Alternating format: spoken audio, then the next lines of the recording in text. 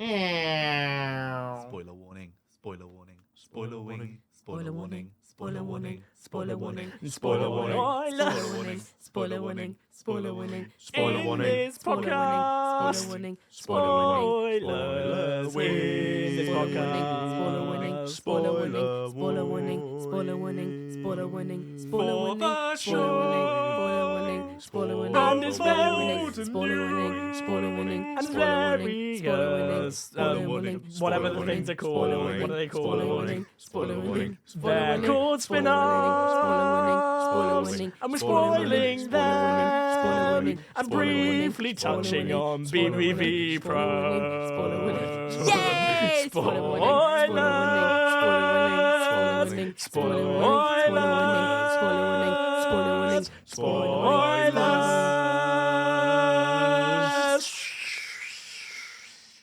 Hello all, and welcome back to WhoSoc Podcast, my most likely final ever WhoSoc podcast. And yeah, it's very sad, boo-hoo. Anyway, today I am joined by Scout. Hello. It's also possibly my last podcast ever, but, you know. No, I'm And dragging you back here, kicking and screaming. Okay, fair. And also Cormac. Hi, it's not going to be my last one. Yeah, you are hosting the podcasts next year. The majority of them, yeah. The majority of It's going to them. be fun. Yes. Today we are discussing No Escape Week, which was my week. I chose these episodes. I don't know why. They just want to highlight how good their taste is. Thank you. I don't think I will ever emotionally recover from watching these 3 episodes back to back. Yeah. It was a lot. I also can't believe I didn't put a Matt Smith episode in my final week. Yeah, that's actually kind of surprising. I do think that was a mistake. You did. We did have the 11th hour this year, even though we did watch it last year. So you left your mark. Yes. It's all good. And every other week that was solely mine that I've done has had at least one Matt Smith episode in it. Mm-hmm. Wait, no, that's not true. My one last term was Changing History Week. That was Jodie Whittaker and William Hartnell, which are actually two of my least favourite doctors. Anyway. I think because by default, when we're doing the scheduling process, a lot of the time, you know, the president is the president. They'll usually have, you know, here are some ideas for weeks, and then those just happen. So Yeah, Matt that's Smith true. ends up on the schedule quite a bit, even if it's Yes. not entirely in your weeks. To be fair, there was a lot. I think there was a lot more Matt Smith last year than when I was secretary than there was this year. And then there's the opposite issue where you, as president, don't want to push for too much Matt Smith because not everyone is a Matt Smith girly. yes, even though they Sadly. should be. In an ideal world, every human on the planet is a Matt Smith girly, whatever the adric that means. Exactly. Anyway, so we're going to be discussing Midnight, Heaven Sent, and Wild Blue Yonder. Start with Midnight from Cormac's email description. The sky may not be made of diamonds, but the ground sure is. Donna's sitting this one out, but the Doctor's got a drip of a lifetime ahead of him, with hit characters such as Patrick Troughton's son, I'm Off Merlin, and even Possessed Woman. What could that was possibly Im go off wrong? Merlin, sorry. Apologies. Bro for the doesn't confusion. understand Yorkshire people. See, I just thought that was you'd Im off Merlin. opened quotes and forgotten to close them for some reason. I guess It's I'm off Im off Merlin still Merlin. works because you just imagine it as him saying it. Like, Yeah. I'm off Merlin. Anyway, what could possibly Sorry. go wrong? Wait, did I say Possessed? Yeah, I think that might be a bad thing. Sure hope she doesn't start copying anything we say. Oh, she just started copying everything people are saying. Damn. Okay. Anyone reading Cormac's email descriptions that aren't Cormac just sound a little bit like, what the hell am I doing right now? I mean, there's a reason in the last podcast we recorded, I tried to do them as high energy and like over the top as possible. Actually, no. The Cold War one I read with a certain mystique to it. Because I'm just that cool. Mystique? My favourite X-Men Oh my character. goodness. Anyway, Damn, I wish I could shapeshift. Anyway. let's talk about hit prequel, long-awaited prequel to The Well. No. I love Midnight. Yeah, My favourite Doctor Who episode of all time is The Day of the Doctor. it is not this one. However, I think Midnight... Day of the Doctor is like a very personal one. I love the fan service. I love the spectacle of it. Whereas this one, I think... This is a very close second for me, and I think it's sort of the most perfect Doctor Who episode. Like, it's the Doctor Who episode I could point to where I would say there's nothing actually wrong with it. Or, like, I have some very, very minor complaints that I could that I could mention. But Cormac's showing us a very funny picture of David Tennant. It's the like cover picture of the TARDIS wiki page, and it's just Tennant basically pogging because he's a bit possessed. Yeah, well, he's not possessed. That's kind of the point of the He's episode. sort of frozen, he's not. I suppose. He's yeah. being absorbed. Yes. Absorb a lot. Tastes like chicken.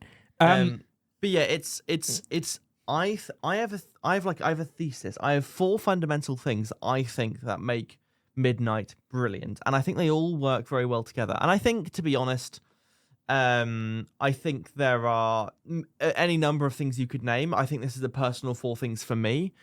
In no particular order, I would say the claustrophobic feel of the episode, the overall kind of thing of being cramped in this small space and not being able to get out, and everything around you being deadly.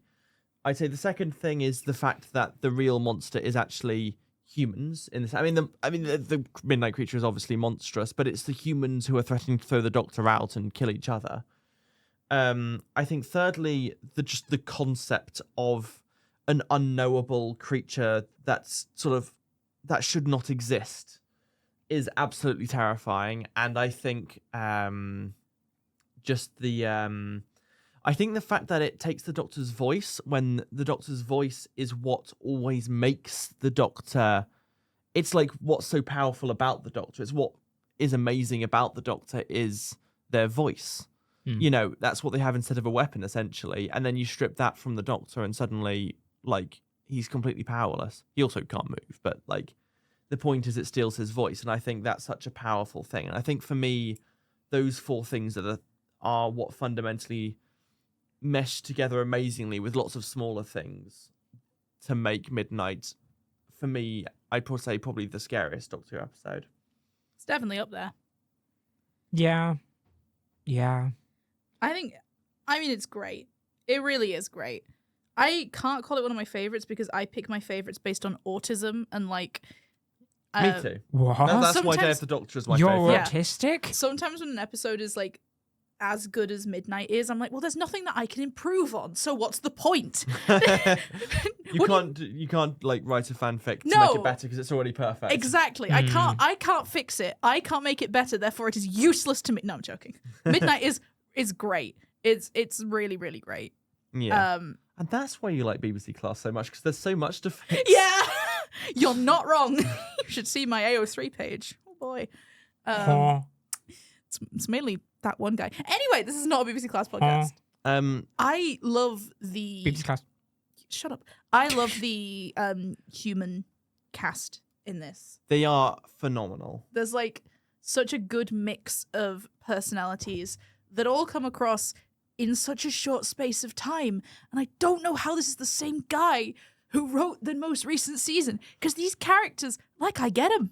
I just get them. They all feel like real, very, very completely real people. Yeah. And all of them have enough, like, they have, to be fair, some of them have, like, the same arc. The arc they roughly go on is all the same. But I think that it's in the different ways that they respond to the Midnight Creature. First when it's possessing Skye, and then when they believe it's possessing the Doctor. And even when it's just banging and they don't actually, or even before the front is sliced off and it's panicking, but they all, like, no, it's likely to be okay. It's just, like, the way that each of them respond. It's likely to be okay. Oh, did they know? They did not know. They will. Me and Scout have said our overall vibes. Cormac, what's your overall opinion of this episode? Listen, it's a decent episode. It's a classic episode. It's not. It's categorically not. But it's like, I don't know. I like it. You know, would I want to watch it and repeat, like, over and over again? No.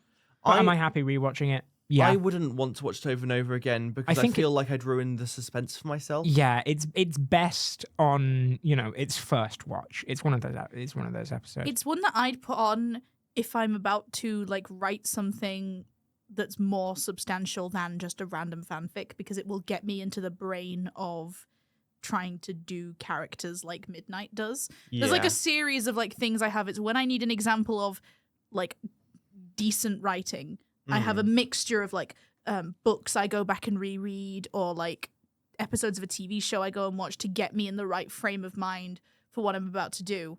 And this is definitely in that little collective.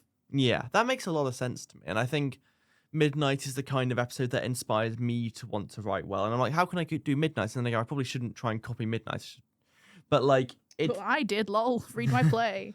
But yeah, I do think it's genuinely incredible. I think, to be honest, I think I've liked it pretty much more with each time I watched it. I think the first time I watched it, I had like less of a tolerance for scary things, and it probably slightly went over the line in so scary I didn't like it very much when I first watched it. I didn't dislike Yeah. it, but it didn't stick out to me as it does now as like one of the all-time greats of Doctor Who.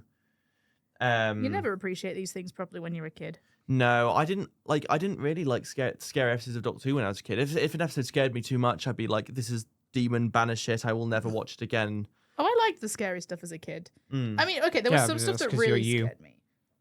No, I didn't like rewatching Empty Child Doctor Dances because that freaked me out. Mm. But Tooth and Claw, I would definitely rewatch. Which I is never found Tooth and Claw very scary. no, I didn't find it scary, but like it's got a werewolf in it, hasn't That's fair. I know what you are. it? Do you now? Do you? Nah, actually, I'm lying. Okay. Midnight. I- Funny. I think I also see, interestingly, I once had a conversation with someone about politics in Doctor Who, and this person was making the argument of that politics should always be secondary to writing a good story, and I made the argument that actually any good story has politics in it. It's just the ones that are done well, it's more subtle, and you don't necessarily you might realize, but you don't necessarily realize it's giving you this message. Yeah. And as a counterexample to my point, he said he gave Midnight, and I Interesting. think You have to dox this friend later when the podcast is over. it's not someone either of you know. Ah, fair. You're safe for now. nor someone who listens to this podcast. But I think it's interesting because I think this episode does a phenomenal job of exploring human bigotry. You know, Oh, yeah. For instance, they all seem to be quite sort of racist because first of all, there's the thing of, oh, the Doctor arrived, oh, like an immigrant. It is one of the things that they say to make each other sort of trust him less. Or they Because he's not human. There's that line about like, you call us humans, what are you then? Yeah, exactly. whatever it Even is. though canonically they all know aliens exist and don't have a problem with it, but Yeah. it's as soon as things get dark, there's that whole thing of Blame like, the stranger, the outsider. yeah, exactly. Sorry, I'm interrupting you a lot. No. It's a conversation, and I also think it's notable that they're all kind of against the Doctor for a bit. But at the end, the ones who are against throwing the Doctor out are the black women and the young person, who are the people who are typically, out of all the group of people in that episode, Yeah. probably the ones who you'd expect to be taken the least seriously. I'd argue Jethro is a bystander in that he Yeah. clearly disagrees, but he doesn't. He doesn't say anything. No, I think it's notable that Wow. it's the hostess who actively is the one who saves everybody, and then it's Dee Dee. I Yeah. can't remember if it's Dee Dee or BB. It's Dee Dee. It's Dee Dee. It's Dee Dee. She's the one who's saying, physically objecting, and Jethro, you can tell he's uncomfortable, but he doesn't say anything. And I think it's possibly down to his parents because they are very They're clearly not very good parents. and they're very overwhelming presences, and we can see like how even from the beginning he's detached and he's a bit he looks like an emo kid. I love that so much for him. And you can tell, like, I think that like when it came down to it, he didn't necessarily have the guts to stand up, mainly maybe because his parents were there and his dad was actively pulling this man out of the shuttle. Yeah. I know there's things I can't talk about for fear I'll get yelled at home, so I know what it's like. Yeah. Me Mainly it's when me the- being trans, lol. Fun times.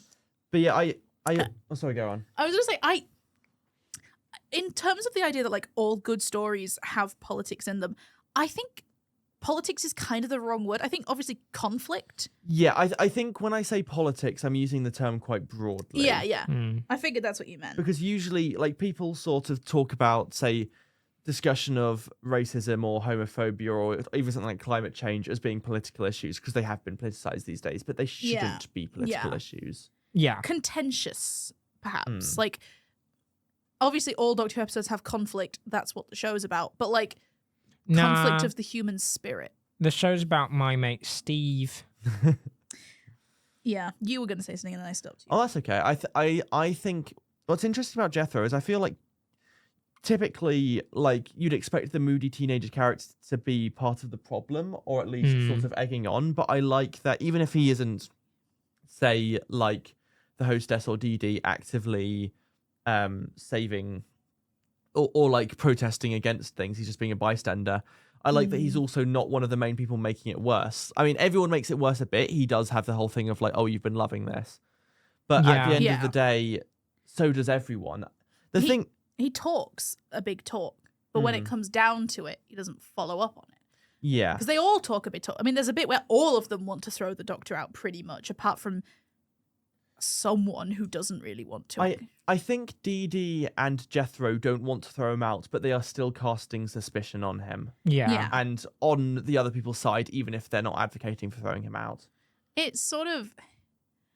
I don't think the Professor wants to throw the Doctor out until he's being set, until the guy yells, "What sort of a man are you?" Yeah, actually, even when he does have that yelled at him, he still kind of resists it. Even that, like, he's like, "Oh yes, I'll just grab his arm."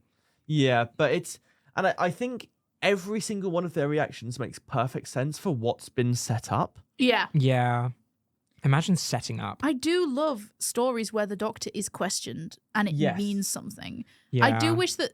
I mean, I guess for this episode, in the content, it was not necessarily... I seem to remember when I was a kid, one of the things that made me not watch this episode autistically is like, well, why did the Doctor have to be the one that's like possessed? He's always getting the cool special things happen to him. Like, that's boring. And I'm like, I think a little part of me still feels like that. It's like, it had to be the Doctor because he's just so special and wow. But like, he is the main character of the show. That's kind of the point. Yeah. See, to me in this episode, I think the Doctor thinks he's being picked on because he's the cleverest in the room. I think he's being picked on because the Midnight has identified him as the one who no one trusts. Yeah. Yeah, I think it's also that he just talks the most. I think what's wonderful about this episode is that so many things like that are ambiguous. Yeah. Because it is just a valid interpretation to say it's because he's smarter, because it's the one who talks the most, because he's the one who's isolated from everyone else. I think they are all equally valid interpretations with what we're given, and I think it's wonderful to have that story where things are not answered. And I think it's different to say 73 Yards where the resolution is ambiguous, because in this, the resolution is very simple, and we know right from the beginning what the resolution is. And I think that's what makes it so satisfying and makes the ambiguity work, because it's not ambiguous like how they actually escape. The difference between this and 73 Yards is I think in this, all the important questions for the plot are answered. Like, everything makes sense. Exactly. I don't think everything in 73 Yards makes sense, and I think its ambiguity is a little bit to its own detriment because it's not answering necessary questions. It's almost like this is an episode that, hypothetically, should never have had a follow-up or a sequel of any kind. I do think, to be fair, in terms of if you're going to do a sequel of Midnight, they did do it well. Oh, yeah. I stick by what I said when The Well first came out. I think if there are 100 universes in which they did a Midnight sequel, there's 99 in which it was either bad or ruined the original Midnight or both. And I honestly think we're living in the one universe where the sequel was good. I do not think... Russell did one thing right. It's because there was it's because there was a co-writer. I think The Well to be good had to be a co-write, because RTD does not seem to know what he's doing on his own anymore. But I think if you had a completely new writer, you would lose the spirit of what the Midnight Creature was supposed to be. Take your meds and say generating content for the 50th time. I do not think that The Well is a bad episode. I do not think it ruined Midnight. It's a good episode that you can still watch the original episode. The one thing I have about it, which listening back to my original podcast on The Well, I am so cringe because... That's a different story. Shut up. I said so much on that podcast I objectively disagree with nowadays. But nowadays? It was like... I've seen The Reality War. I'm 20 years older than I was when I started. It was a couple months... No, it wasn't even a couple months. It was like a month ago. But I think... How do I word this? You don't. I think that The Well being a Midnight sequel is the worst thing about it. I remember saying, "Oh, I like that they didn't tie it into midnight as much." No, I don't. I because do. I like that they didn't answer questions that don't need answering. Yeah, I like that's that. good. I like that they didn't do anything to ruin the retroact story. Again, they did the best that I think could have been done. I just think the fact that it even is related to midnight when very little of what happens in the story is similar to what happens in midnight means that they were just pulling a name for jangling keys in front of your face. And that's the thing I don't like. There are definitely links There between are similarities, but there are also similarities between other Doctor Who episodes, and they're not parallels or sequels to one another. I think for me, the reason the well works is because not only does it not answer any questions, it actually adds more questions. Yeah. And I think the adding of more questions, especially the whole thing of like, is it the same midnight creature exactly? Or is it the same thing that's evolved? Or is it a different creature of the same species? Or is it a different species for the same planet? Are there actually multiple creatures in the well? And I like that we've just expanded the repertoire of questions that we're now talking about with this creature. That is fair. I don't know if we needed that. I don't think we needed it, but I like it. That's fair. I'm neutral on it because I'm more like, please stop jangling keys in my face, Russell. This time the keys are to an Aston Martin and you are maybe letting me have them, which is very nice of you. But like, I would have been okay without it. Yeah. However, both are still good. Sorry. Most of the That's time, okay. the keys are made of cardboard. They just look like car keys. I have always said, before The Well came out, I've always said if they did a Midnight sequel, it would almost definitely be a bad idea, but I always very deliberately was like, almost, yeah. because I wanted to be open to having a good one. Like if there was a good one, not just immediately making up my mind about it. And I'm glad I did. We decided this schedule before The Well came out, right? Yeah. I'm assuming. Long before. Which means this is another thing of WhoSoc predicts, just like Milk To be Week. fair, to be It's not fair, long before. It wasn't actually that long before. It was it was at a least. couple weeks. The before. Well was Yeah. announced, but we didn't know that it was a I midnight sequel. had seen the leaks, so I knew going in that it was going to be. I saw people saying it was going to be the Midnight Creature, but I thought it was just like random theories. I didn't Like think it how was there was true. no way that Billy Piper was going to turn up in the reality war. Exactly the same as that. I thought both with Billy Yeah. Piper and the Midnight Creature returning, I thought it was just people coming out with stupid theories. I did not think that it was a leak. Anyway, we should talk more about the actual episode, unless we've all reached our I mean, culmination. There's not much to say about I it. think one of the things that Absolute cinema. I have something to say. I think one of the things that makes Midnight so hard to watch is quite how damning it is on people. Because in this version of the future, we see that people still are sexist. We see that people still are racist. Yeah.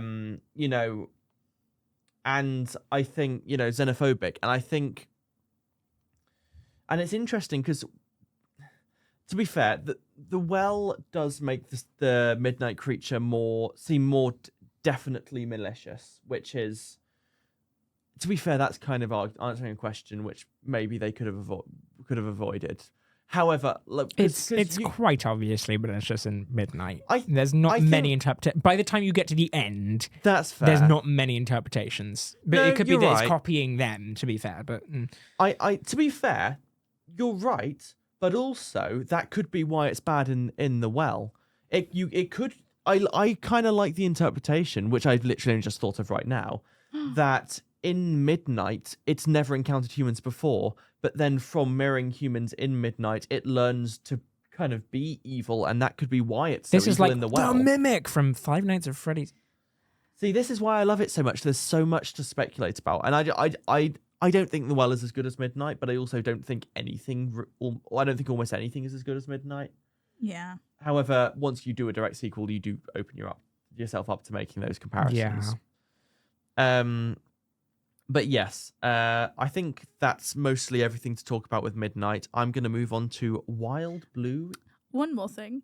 No, I meant Heaven Sent, but go on. Sorry. No. The casual gay representation or queer representation Yes. that's not signposted, waved in our face, and it's not necessarily bury your gays. I mean, you could really be brain dead and argue it is, but like, Right, I mean, it is the gay that gets but like, it's a natural way to talk about it in a competition. yeah. Sky's ex is a woman. Yeah, Sky's X happens to be a woman, and I think that is great. Yeah. I think you need representation that really discusses the identities, but you also need representation which is just casual and just happens to be Bro's there. just there and not ham-fisted in like Chibnall does. It's like, this character's gay. He's dying in 5 seconds, but he's gay. Yeah, and it's like, I think I'd say the reason that this doesn't feel like Bury Your Gaze to me is the wider context of RTD's writing is that a lot of RTD's characters in general die, and I think the gay characters or the queer characters in general die at the same rate as everyone else. Yeah. It's not inherently wrong to kill a queer character. Kill one of them it's queers. It's just that, and it's, like this one happens to die and actually go through unimaginable horrors. I actually, my interpretation is she dies as soon as the thing goes inside her. You could say maybe she's conscious the whole time, which is even more horrifying. Anyway, but like the fact that she is queer is incidental to that. Also, you've got the continuing thing that we see in the future in RTD era episodes, that it's never just ladies and gentlemen. In this, it's ladies and gentlemen and variations thereupon. Yeah. In Voyage of the Damned, it's ladies and gentlemen and Banner Cavalata. In The End of the World, it's... Implying non-binary people are Banner Cavalata. Maybe the guy just happens to know that everyone else there is a man or a woman. I don't know. Or like in The End of the World, it's ladies and gentlemen and multiform and trees and something else. And then in Long Game, multisex, undecided, or robot or something like that. Yeah, like Russell was really breaking gender roles before it was cool. Yeah. And then when it became cool, he got really bad at it. Yippee. Anyway, let's move on to Heaven Sent. Yay. Unless anyone has any final words on Midnight. Heaven Sent. Cormac's email description reads: if I had a nickel for every time this term we watched one episode from a multi-part Capaldi story, I'd have 2 nickels, which isn't a lot, but it's weird that it happened twice, right? There's something coming to get you. Don't worry, it's only walking. Forever. Never stopping. Never slowing. Basically, watch your back. Or, just confess. That seems to help. Now, I'm pretty sure all the rooms here seem to be resetting. So what happens if that teleporter I entered resets? Can I teleport back in here? If I had a nickel for every... Now. Me when I shepherd's my boy. Now, I'm going to say something for this similar to what Ollie said for the last one. My favourite episode of Doctor Who is The Unicorn and the Wasp. However... Is it actually? Yeah. Oh. I like Agatha Christie, I like murder mysteries, and it's just goofy enough that it makes my brain happy. I'm aware of who wrote it. This is my second. There's no transphobia in that episode. I genuinely think that this is the best episode of Doctor Who ever. I do think it is spoiled, well, more so Face the Raven spoiled by what comes after, but this is one of the best things we've ever had. I think it's so well written. It is phenomenally acted. I think Peter Capaldi is such a huge part of why this episode is so good. Yeah. And it is a masterpiece, and I adore it. I think Heaven Sent is it's a perfect example of almost every aspect being pretty much perfect. It's just so because good. The acting, I'd say there is no episode of Doctor Who where the music is better. I would say there's no episode of Doctor Who where the acting is better. I'd say there are very few episodes of Doctor Who where the script is better. It's just so I'd good. say there are very few episodes of Doctor Who where the camera work is better. Like almost every conceivable aspect of production you can think of. It's so incredible. Like the lighting, everything is almost perfect. If Midnight is RTD at his peak, I think this is Moffat at his, like, the Moffatisms are still there, but they're done in ways I love. Like, the scene where he jumps out of the window, that bit where he's talking in the TARDIS to Very Sherlock. It is so BBC Sherlock, but in a way that is satisfying. Yeah, where it BBC works. Sherlock very rarely was for me, other than the fanfic that I would write. I never minded it in Sherlock, but I do probably like it better here, but that might just be because it is in the TARDIS. I also think it's because sci-fi...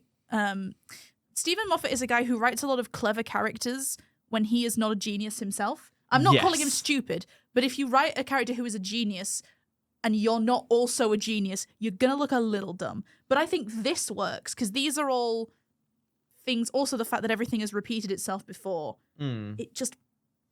it works. It works. It's so I love it. I love it. Yeah, I mean, there is the question of what happened on the first loop. Because so many of the things, like, there's a lot of things that 12 Yes. does that only work because he's done it before. Now, I think that's the biggest flaw with the episode, but Like- I also think it's I don't Yeah, you kind of necessarily- forgive it. not the biggest. And you could headcanon things. I don't Yeah. think we even are seeing. I mean, he says 7,000 years in the future. I think there's a very real possibility that he wasn't time traveled or he didn't go into the future at all on his first loop.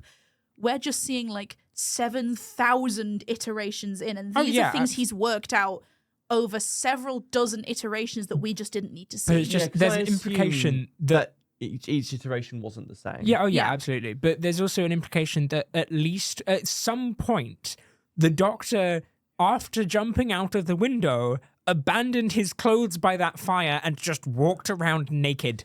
I mean, he did. I think 12 would do that. and of one thing I've heard Joseph Booker say when I did a podcast on Heaven Sent previously is that it may be, for instance, that he stripped down to his pants on the first loop and then went commando on the second loop. I see. Or maybe like each loop there was one extra bit of clothing there was one bit of clothing that he was missing until he got through all his bits of clothing. Like, oh, I'll just go around in my jacket and that's it. I think one of the things that's amazing about this episode is a wonderful allegory for depression. Grief and Yeah. And I think it's inherently the fact that it is a loop, the fact that it is something that is happening, it's going over and over again, and he keeps going back to the start, and it seems like it's such a ridiculous length of time that it seems never ending. It's like however many times harder than diamond and a really thick wall. That seems just impossible to ever break down.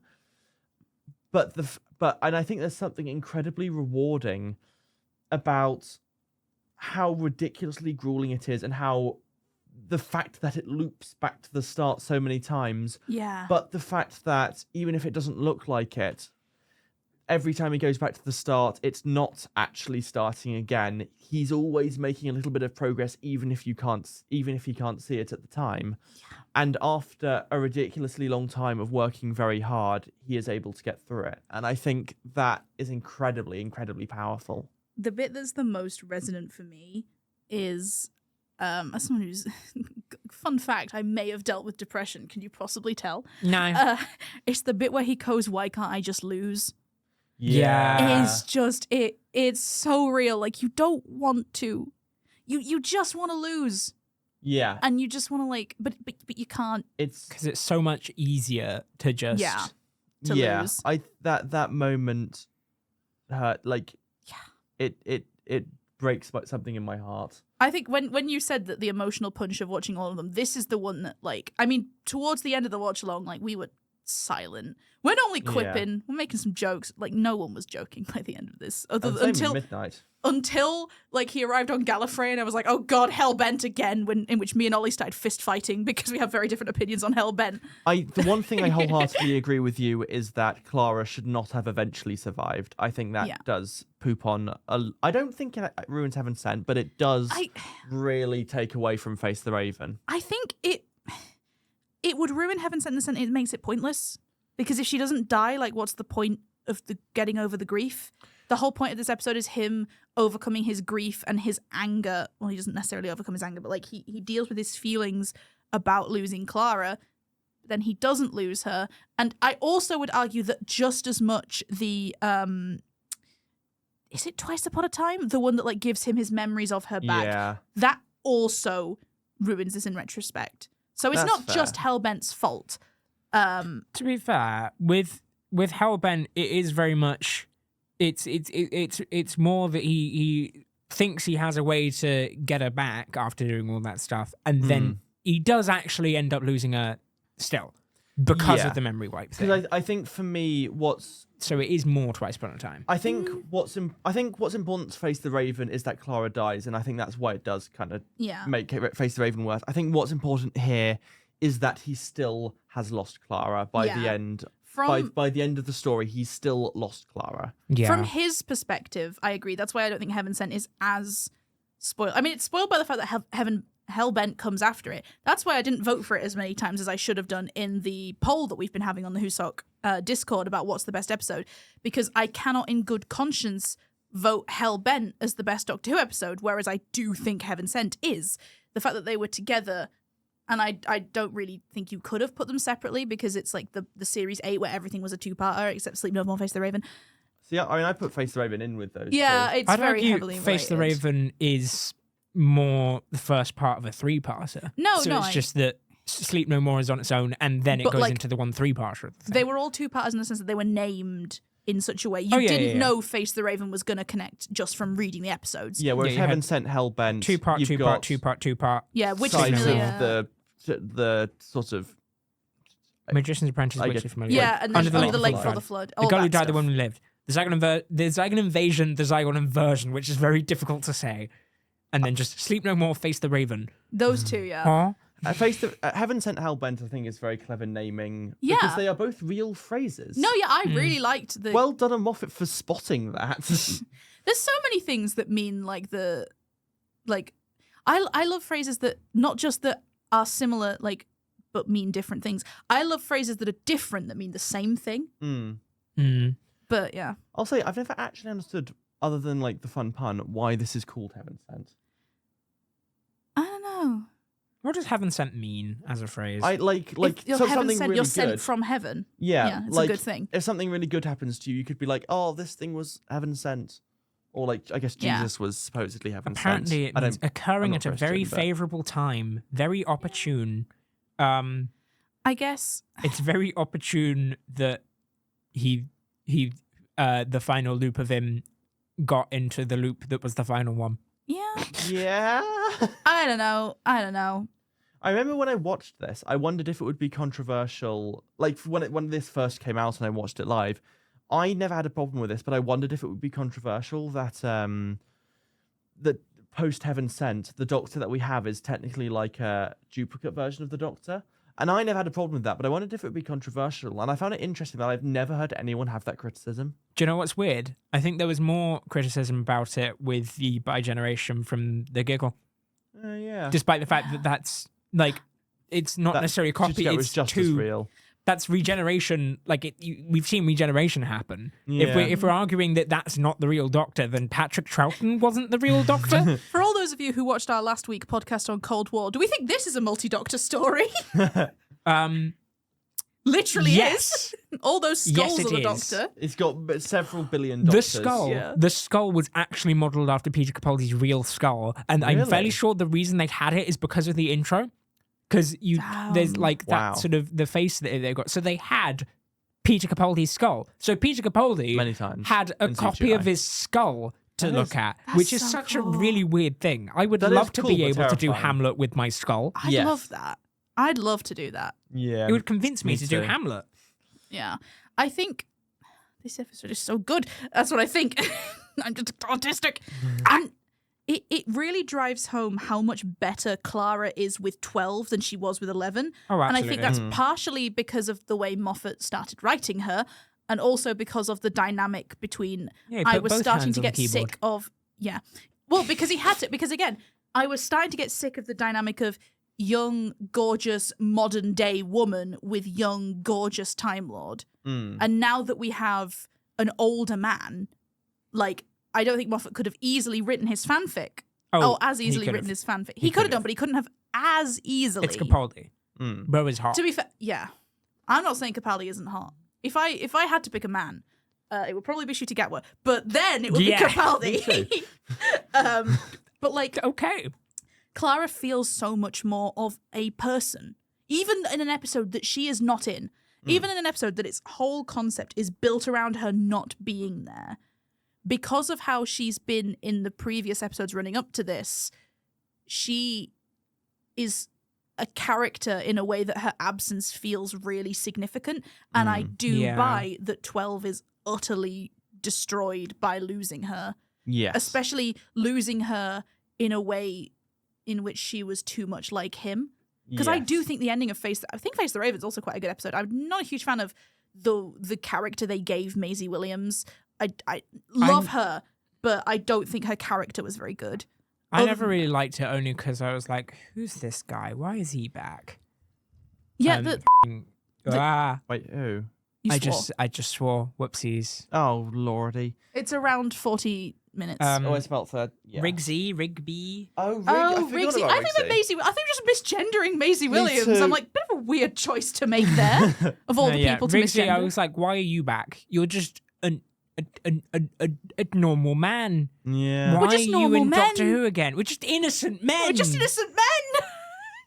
POV Nick in Ollie laughs because he's got no idea what he's doing. No, POV I've Nick heard in that. one of the one of the improvised things from Yeah, I Ook Doctor Who remember last year. It's good fun. I remember hearing about that. I've heard about the innocent men joke. We're just innocent men. Heard about the innocent men. I've never heard of an innocent man. Anyway, I'm just laughing that on so good. the Who fandom page for Riggsy, you like just in the first paragraph, right at the end, it's just his gran in red because they don't have a page for his gran. Also, It's very ominous. somewhat on the theme of Heaven Sent, is the anecdote of the Doctor being scared of the shrouded corpse with all the flies, is that broken by the Timeless Children? why No. would it be? I Why don't know. would it be? Implying that the Doctor, I mean, like, you could assume that they, like, when the Doctor had their memories wiped, they were forcibly regenerated into a child. Yes, True. Yeah. that is the That's explicitly assumption. the case. No, I 'Cause know. I we just see wanted to... Child Doctor in Listen. And also, I wanted y'all to rag on the Timeless Children. also, it's a good episode. Actually, it's the best episode that's ever existed. and the Master does say to the Doctor, "Your childhood was real." Yeah, He explicitly says that. Listen, I haven't rewatched that episode since it aired because it hurts too much. Mm. But this hurts in a good way. Heaven Sent hurts in a good Oh. way. you masochist. Shall we talk about the hybrid? No, I don't want to. no. I but think yeah. we should move on. I want to talk about the hybrid. You talk I- about the hybrid. I forgot. I always forget that the hybrid is a thing. The hybrid is the worst. I delete it from my memory. It's the worst of Stephen Moffat's mystery box plots, in my opinion. I think it's nowhere near as bad as the Clara one from Series 7. Okay, but that paid. At least we got an answer. We kind of... Well, the answer with the hybrid is that the hybrid is basically the Doctor and Clara. Which I feel like is just a cop out, but like, I don't see how it is a cop-out, though, because I think that's thematically really interesting, is that as a pair, they become quite dangerous. And they, I think, we see it with the creation of Me, for instance. I guess I'm not guess. sure why that would be Gallifreyan legend. Yeah. Like, maybe they're saying that the hybrid manifested in a way, because like they're building it up as this is a thing in Gallifreyan legend that is an actual thing, not a concept. I don't hate it's like how I don't hate the concept of the reveal in Empire of Death Legend of Ruby Sunday that Ruby's mum is just a normal woman and she was given significance because we care about her. The ending is not what I have an issue with. I feel like things we were told in the text, like with Ruby, why can she make it snow? Like, I feel like some of the things we were told in the text don't make that ending that should work. I don't think it makes it work. Well, I think all we know is that the hybrid is like an amalgam of two like great species, and that it destroys Gallifrey and set in its ruins. And essentially, the Doctor does banish the entire High Council of Time Lords, and like including us, apparently, as the exec. Like the Doctor does like banish the High Council of Time Lords, which you could say could lead to the fall of Gallifreyan society before the Master actually destroys it, and then they go forward in time a bit and literally do stand in its ruins. I definitely understand. Like, I don't think you're wrong. I just think that the fact that they did the whole, like, this is a figure of, like, Gallifreyan legends, and he was trapped in the confession dial specifically, I'm assuming, to give information about the hybrid because the Time Lords are afraid of it destroying them. And I think that does not lend itself to the solution being a metaphorical hybrid as opposed to a literal hybrid, at least not in the way that it was paid off by Moffat. Well, I don't mind it in the sense that I think the Time Lords are inherently very arrogant, and I can see them interpreting their own prophecy more literally than it was intended. I quite like the idea that the prophecy was less literal than the Time Lords thought it was. I feel like these ideas work. I just feel like we shouldn't have to bend over this far backwards. I feel like it would have been nice to have a little textual support for that. That's I don't think it is bending over backwards though, because Me does say in the episode that the hybrid is the Doctor and Clara. yeah. It's I don't know how to explain it. I just feel That's like fair. where there is, I think there's a degree of cope because I don't know if Stephen Moffat knew what it was when he started writing.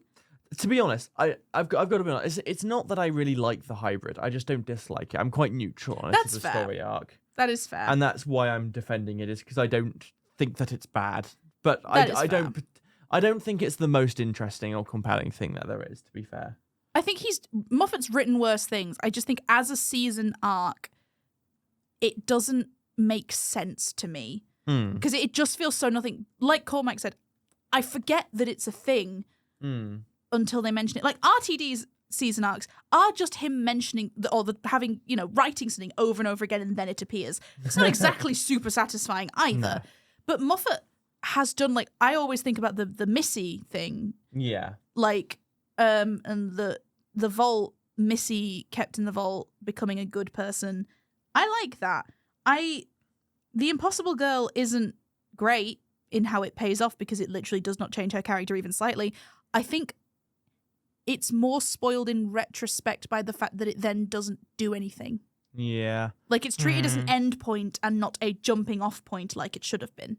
I think I'm glad that over the course of Peter Capaldi's era, Stephen Moffat started to move more and more away from mystery box plots, more and more Yeah. towards character arcs. Yeah. Because I think, say, Series 10, you've got a bit of a literal mystery box for the first few episodes, but then that's resolved in extremis, and the actual series arc is essentially just Missy and the Doctor's character arcs. Yeah, and then it resolves in one of the best 2-part finales ever. Yeah, and in this series, you do have the mystery box of the hybrid, but even for me in this one, I'd say the most prominent series arc is Clara's character arc of becoming more and more like the Doctor, and then that being what gets her killed, and the Doctor's response to that, all the way through the series, not just in Heaven Sent, Hell Bent. I think the reason I don't like the hybrid is because you could remove any mentions of the hybrid and it would still have the exact same impact on the series. Yeah. Like, it wouldn't change anything. You can still have this idea of the Doctor and Clara being a destructive pair without teasing us about there being a hybrid Dalek Time Lord or hybrid Time Lord human or like something like that. I feel like that was done to do what Moffat often does, which is tantalize the fans with no like intention of paying them off. The same way he did in Sherlock. I think I'm just basing it off prior like experience of things he's done. He's great at giving us mysteries that we're supposed to solve and then going, actually, no, you're dumb for trying to solve this. Look at this like group of insane Sherlock fans. That's you. I think I'm still bitter over that. Yeah. Which, to be fair, is not the best thing to go criticizing Doctor Who about, but oh well. That's fair. It's a general criticism of Stephen Moffat's writing, which is a valid thing to do. Yeah. And yet he made this episode, which Always. is so good. I think I can't talk. Stephen Moffat at his best is an incredible writer. Yeah. At his worst, he's a really gross Weird. misogynist. Yeah. Who can be a bit insulting. But also, I think at his best, pieces like Heaven Sent or World Never Time the Doctor Falls are the most beautiful, like thematically interesting character pieces. He's so good.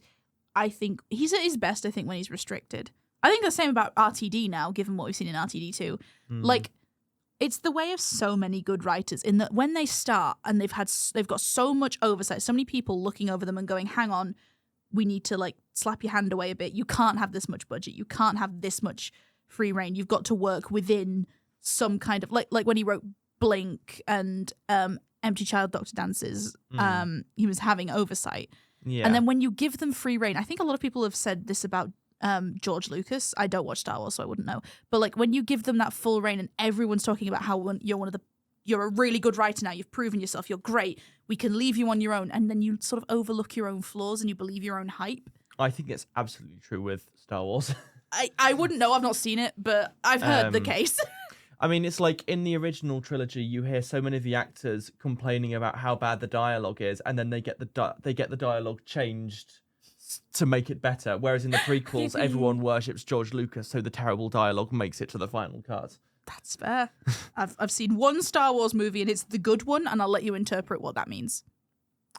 I would argue there are a lot of good Star Wars movies, but No, fair I enough. know. I say the good one to annoy people and make them debate over which one I mean, and I just mean A New Hope. That's the only one I've seen. Oh, A New Hope is definitely one of the good ones. Yeah. Anyway. It's a decent A New Hope is, I would say, one of the best. I will point out that we have 6 minutes left to Yes. talk about the entirety of Wild Blue Yeah. Yonder. No, we let's can go on to run Wild Blue over. There's Yonder. no one else here. Wild Blue Yonder. The Midnight sequel before the Midnight sequel. Honestly, still my personal favourite of all of RTD2. This is Cormac talking, by the way, Yeah. although I actually agree. I'm not going to lie. The Doctor and Donna back at it again, bumping into Isaac Newton and starting everyone's favourite running gag. Guess they didn't quite see the marity of their situation. Anyway, what happens if the Hads are remembered for another episode? Well, this, I guess. What are those strange words? Why is everything so slow? And why are my arms too long? Find out at the edge of the universe. Woo! I love how it mentions the Had being remembered, and we didn't even remember the Hads in the Hads week. Yes. If you forced me at gunpoint to pick a least favorite out of these 3 episodes, I'd say it's this one. But it's Yeah. not I think I necessarily. would as well. It's We're not allowed like different. bad. Oh, of these episodes. Of these yeah. 3, Okay. Yeah. These 3 episodes that we've just watched. Like I I was gonna say, like, You're not saying it's the worst of RTD2. no, God no. Boom is right there.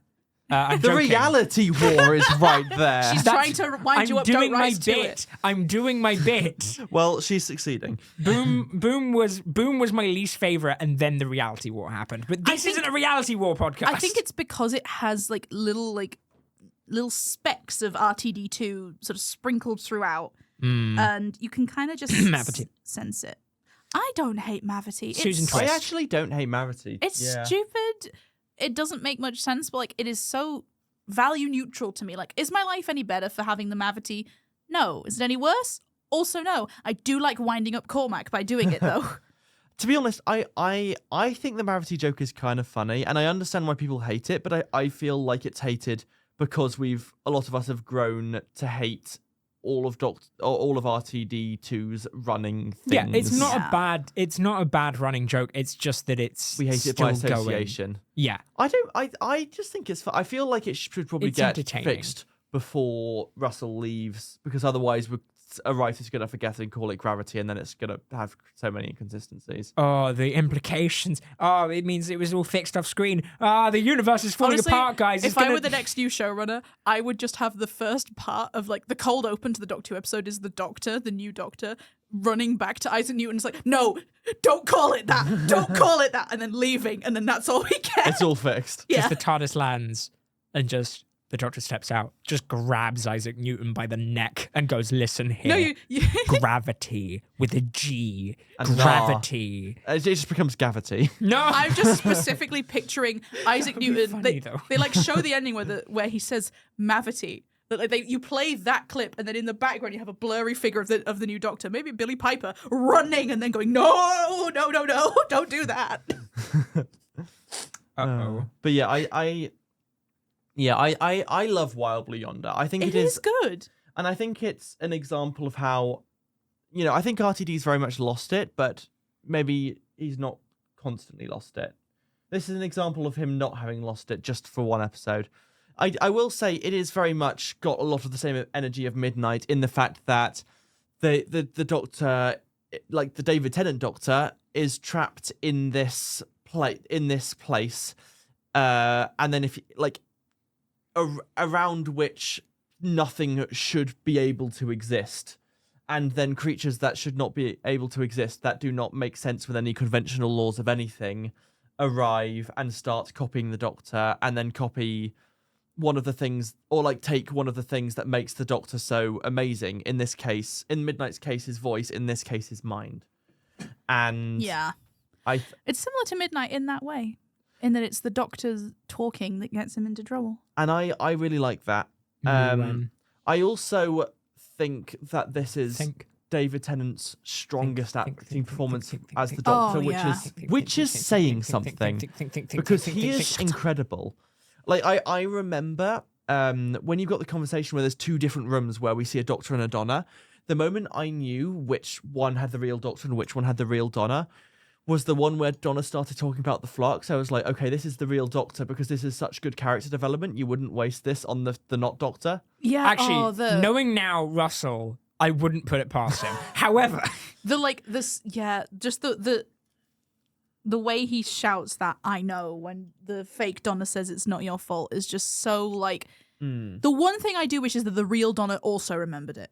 Yeah. I It- think it would have been very interesting if she'd said she didn't, but maybe she was lying. If only we'd had that paid off. Woo! But yeah, In a future spin-off. I think there is almost no acting performance. I say almost no acting performance in anything that I can think of ever that pulls on my heartstrings as much as very specifically David Tennant when finally he lets his guard down about how much he's hurt, and then the not Donna like melts, and Me too. specifically his face and body language as he backs off. Yeah. And he just I see it as genuinely since the Time War, he has never truly fully opened up. Never truly. And this is the moment where he's seen one of his closest friends he's ever had again, and she sees everything in his, so she's seen everything anyway, so finally he's finally able to, without feeling like he has to explain it all, and that gets taken away from him, and the way he breathes, the way he backs away, the way his face contorts into this shape. David Tennant's, what are you doing to me? And I think there's something about that David Tennant's acting in that scene which hurts me so much.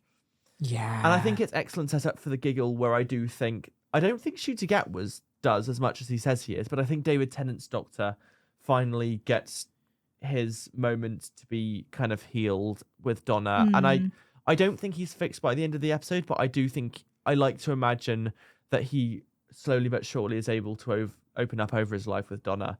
I'm not convinced that actually does fix Ncuti Gatwa as he says it does. I think of Rogue with him like Rogue dies and then he immediately shuts down. It's like, oh yeah, onwards and upwards, and Ruby's like, you don't have to be like this.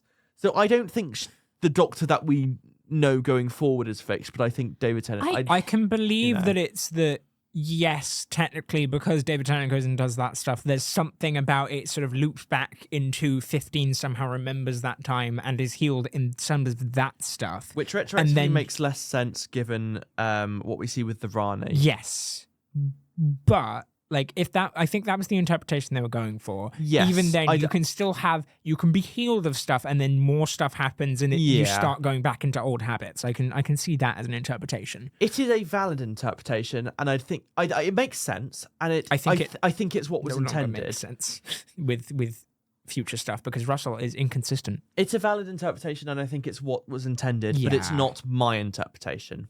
Yeah, that's fair. I don't.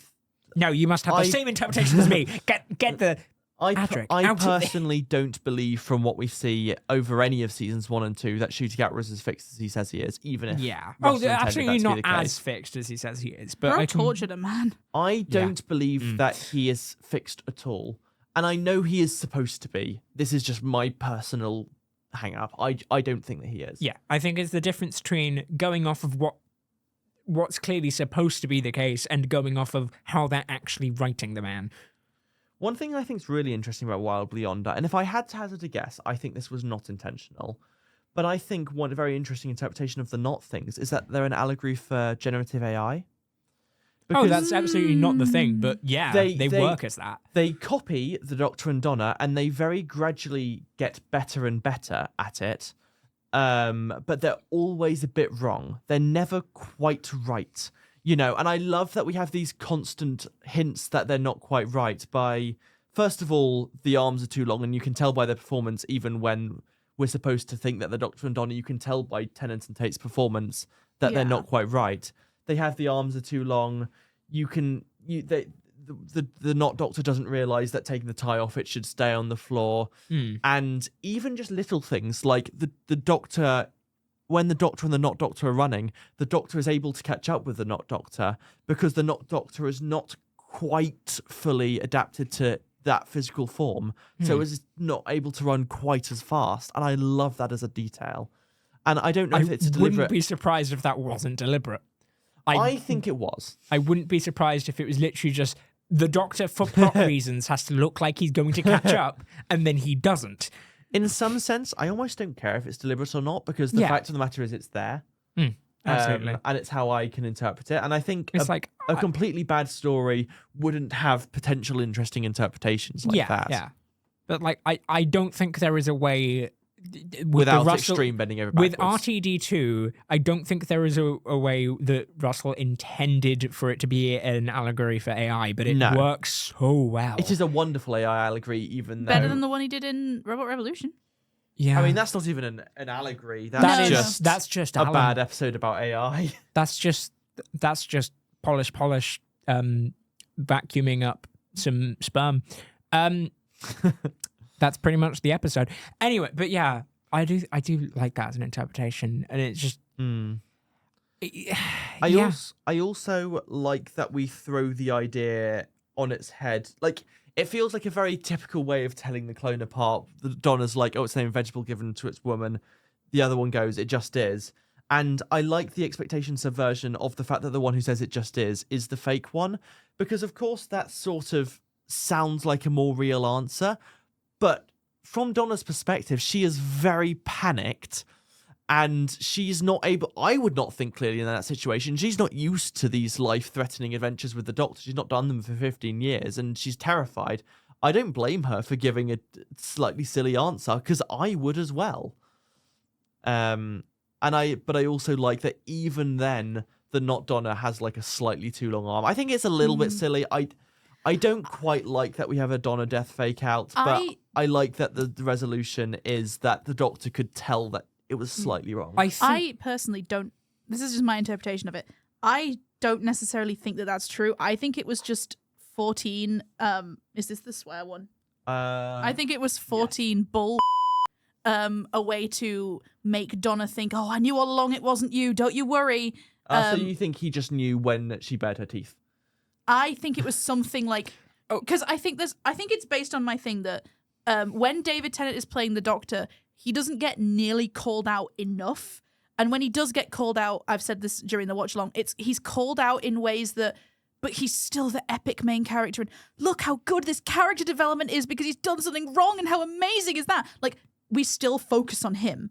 We very rarely get a chance. This is just the Doctor in general, but I think it was more so in 10 with a little bit bleeding into 14 that we don't get to focus on moments where the Doctor's done something wrong in a way that can't be spun as epic character development, where it's like, hang on a minute, no, this isn't about you, you've hurt me. Anyone who's heard my pitch for a potential future season will know I want a moment where a companion or someone is to the Doctor, no, hang on, you've done something wrong, this is not about you, this is about me right now. What Belinda could have been. Yeah, and I think that I would have liked a moment, this is one of my like flaws in this episode, I would have liked a moment where Donna was actually upset. To be fair, about being I left. also said this in the podcast. In the session. I think I would have been annoyed if Donna was particularly annoyed at that, because She can it was a forgive copy. Like, I think a brief moment of that. No, don't do that again. She can definitely forgive him. I'm not saying she has to like keep being angry at him, but like, I don't think in front of him that maybe she did and we didn't see it. Maybe they cut away, and I don't think they should have done. But I would have liked to see him actually genuinely sorry.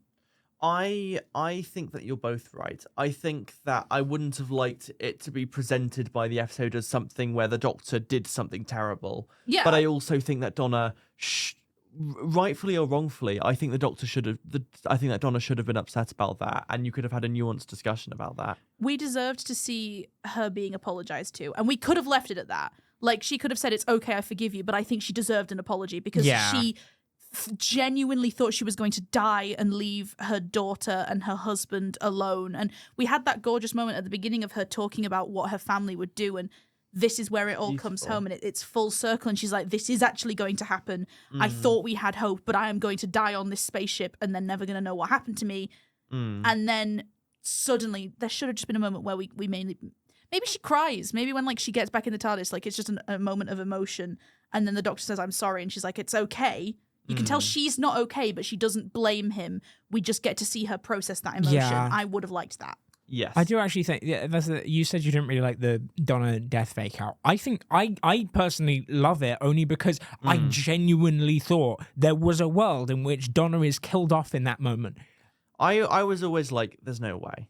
Like, Like, RTD she's going to wouldn't. be in the giggle. RTD wouldn't, because RTD is incapable of permanently killing off his characters in ways that matter. but that's I the thing. You believed have at the the time not that she thing. might die in the giggle, but I knew there's no chance she would die in the Star Beast But or Wild Blue Yonder. I think that there was a world where it's just the not thing goes with it, and then just the Doctor finds a way to just try and cope with, like, okay, you're gonna copy Donna better now, and you're just gonna be Donna, okay? So that's You're just, gonna be good, That's just and then it the just all almost goes people. wrong in the giggle. Yeah, That's just the almost people. yes. Okay. And I genuinely thought while watching it, I remember thinking, is this actually like, no, they wouldn't, surely. And then the explosion starts happening. You're like, no, that's no. It would have And been a fun alternate idea, but I think that there was no world where it was going to happen. But I think in the moment, I was so Yeah, caught up in the that's emotion fair. of the I think scene I would have that been more angry if Donna That's had been fair. killed but replaced by a clone, because that is absolutely. more of RTD going, I want to give you I'm going to make you emotionally feel for this character, but then I'm going to undo it all. To be fair, Moffat has done that too. Yeah. It's more that the audience deserve to have long-term payoff for a death. Whereas Chibnall won't make us feel for the characters in the No. first place. I have a video essay cooking in my head of Modern Who cannot do companion exits because it wants to make them dramatic all the time, but it refuses to stick to it. Yeah. And Donna's was the perfect example until these specials, when it ruined it again. Yeah. Let that's us be fair. sad. Let us not get what we want all the time. It's like, as in, like, narratively. Like, Yeah, exactly. let- You like I wanted Donna to die at the end of the giggle because we can make a great story, but I didn't want her to die because that would have made me really sad. yeah, like, give It's us different sort of ones. give us narrative satisfaction that like culminates in something. It worked with Martha because she specifically said, I need to process what's going on. This isn't the last we'll see of each other. Yes. Like that is how, and like with Ruby, I accepted that. I because, accept like, any where it's like the companion chose to leave. yeah, or if the companion dies, keep him dead. Like we haven't seen Amy and Rory again, and even though I have an issue with the plot holes in why he can't go and get them back, we still haven't seen them again, and I'm okay with it staying that way. Yeah. I'm very sad about it because I love Amy and Rory, but that's Me the too. point. That's Yeah. the point. Yeah. I is want that I'm Karen sad Gillan on about my it. screens literally every second of every day because I love her. Me going and watch Marvel and those new Jumanji films Yeah, just to see Karen Gillan. I've done that. I've Yeah. seen all the Jumanji films that she's in. She plays a woman in shorts. I know what you are. I do like the Jumanji films. They're all right. They're For fun. unrelated reasons. No, they're just fun. Are they great cinema? I love Probably them. Scout, not. I was giving you an out for saying that you were just liking the Jumanji films for Karen Gillan in the shorts, and you double down. I say, oh, for unrelated reasons. You go, no, for those exact reasons. Hey, look, I'm allowed to like films that maybe aren't like artistically great. One of my And favorite have films attractive women in them. yes, Having one an of my attractive favorite woman doesn't mean it's not artistically great. One of my favorite films of all time is The League of Extraordinary Gentlemen, and if anyone knows what that film is, it's not good. It is objectively very bad, but it's one of my favorite films because it just gets my brain in the right way. It's basically like gothic horror Victorian literature character fan fiction written by Alan Moore based on a comic by him. So the V for Vendetta guy, Watchmen, that kind of Sean thing. Connery? Yeah, Sean Connery's in it. It's the movie that made him retire, I think, allegedly. But yeah. Oh, he looks so different with the beard. Talking of Wild Blue Yonder, Yes, sorry. do we have any final thoughts on Wild Blue Yonder before I move on to podcast questions? This is the best of the specials. It's not my favorite of RTD2 because I am emotionally very attached to The Devil's Cord and Jinx Monsoon. But That's fair. like, I could never. if someone were to say this is the best episode of RTD2, I'd go, yeah, you're probably objectively or like, you know, more right than I am with my opinions. For me, it's very close between this and The Well and The Story in the Engine. Oh yes. I Oh, keep Story in forgetting the Engine's a good contender, I think. Yeah. Um, Well would probably be third in my head. Maybe second, depending. The Star Beast would be fourth, but like the Star Beast is one of those things where I think it's probably not actually that good. I just have a personal Oh, it's love for it's it. kind of You're kind of assuming bad. he as a pronoun. Yeah, that was a weird line. Yasmin, I love you. Why did you do that? Rose, what the Adric? Shall we move on to podcast questions? Yes. Yes. Yes, we should. My results are coming out in like 45 minutes, so I Ah, do need to good get luck. home. As I'll zoom what? through these.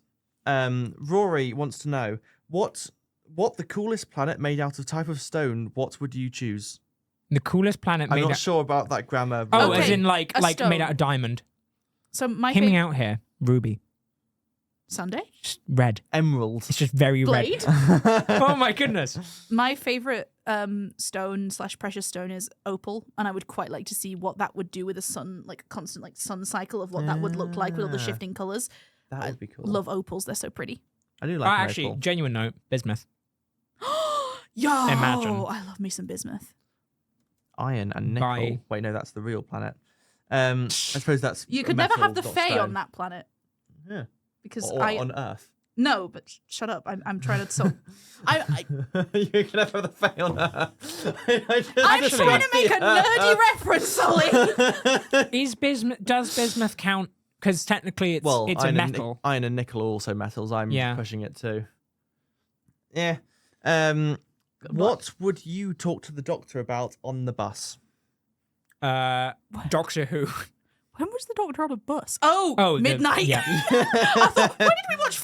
When did we watch Planet of the Dead or whatever that one's I called? genuinely thought you were about to be like, when did we watch Rosa? And that's problematic. Oh God. Oh, I would just get a presentation up and tell the doctor why they're an idiot for not going back to Coal Hill in BBC class because they could have saved literally so many people so much bother if they just checked on the teenagers they'd abandoned, and also maybe my boy would have been happy for once in his life. Is this would you also say here's why you should go and find Turlo as well? Yeah. Here's why you should go get Turlo back. But here's the thing. That's the same as me. I'd probably just info dump about all the things I know from Doctor Who, and the doctor would just look at me like, how do you know so much about my life, you stalker? And I would go, there's a TV show, don't worry about it. The Time Stalker. I love that this is just the same question effectively as the one from Lux. Oh yeah, true. Anyway, the next question is also from Rory. Did you answer that one? No, I didn't. I'd inquire as to what was canon and what wasn't. I'd ask him if he knows the Muffin Man. The Muffin Man? Anyway, in Heaven Sent, all the Doctor's iterations minus the original, who set it all up, lasted a couple of weeks. So how many times do you think he died for Clara/me? I mean, I don't know. It's 4.5 billion years, just divided by the amount of time that each loop was. I imagine each loop is maybe a few weeks. Fair. How many weeks should we say? 3. I don't know. You could interpret it. You could interpret it as years. You could interpret it as a couple days. Let's say it's 3 3 weeks with seconds. exactly 4.5 billion years. That gets, what even is this number? Is that 78,214,285,714.3 days? Nice. No, weeks? Loops. Loops, yes. Brother, I crave loops. And finally, Brother. Jacob wants to know: Snog, marry, kill. The midnight creature, the veil, a not thing. Okay, kill the midnight creature. Marry the veil because I think they know how to treat me right, and snog one of the not things because they could look like whatever. I think Well, I think I'll marry the not thing because the not thing can just copy someone else and it's fine. I can just marry anyone. It's fine. Snog the midnight entity, kill the veil. Sorry. I'm Why are we going calling it the to. veil? I'm going to. See, I sort of. Because it is called the veil. Hard to say. I feel like they'd all be unideal. Yeah. I think the not thing is the one that has the most potential. I'm just saying for any of them. I'll probably marry the not thing, just on the basis of I don't want to marry something that's constantly coming to kill me, or Who says it's coming to kill you? It's actually constantly it's coming to also, kill Peter Capaldi. It's also dead and covered in flies and can't even talk. The perfect spouse can't talk. Yeah, like all good women. Never said they had to be a woman. I mean, the veil is an old woman who died. Well, it looks Based like an old on. woman who died. It's like a stinky fly-surrounded corpse-looking creature. I don't want to spend the rest of my life with that. And Suit the yourself. midnight creature is just too fucking scary. I mean, the knot things are terrifying too. Oh golly. I was about to swear again, and I was like, I have to say something. Golly. Oh, golly. Okay, 38 golly minutes gee. and Golly. an hour and 13. Oh, that's even worse. Anyway, right. So I'm gonna marry the knot thing. As you do. I'm gonna snog the midnight creature just because I don't want to snog that veil. So I'm gonna snog the midnight creature, kill the veil, marry a knot thing. Why are you killing my spouse? It's really rude of you. So I want you to be eternally sad. Oh, I already am. Don't worry about that. Lovely. You've saved our lives. We are And eternally that's grateful. how I'm going to wrap up my final ever, both of our final ever podcasts. That's Do you want to do a speech before you peak, go? actually. I hadn't prepared anything. I'm putting you on the spot. WhoSoc always changes when you think about it. There's always different presidents all through its lives. I know what you're doing. And that's okay. That's good. We've got to keep moving. So long as we remember all the presidents that we used to have, I will not forget one WhoSoc session, not one episode, I swear. I will always remember when the president was me. Kidneys! I've got new kidneys! My ending speech is, you will never get to hear me rant about BBC Class again, and I think your lives are going to be worse off for it. Have a good one. I fully agree with you, actually. I'm going to miss you, and I'm going to do Summoning Circle Week. Bye-bye.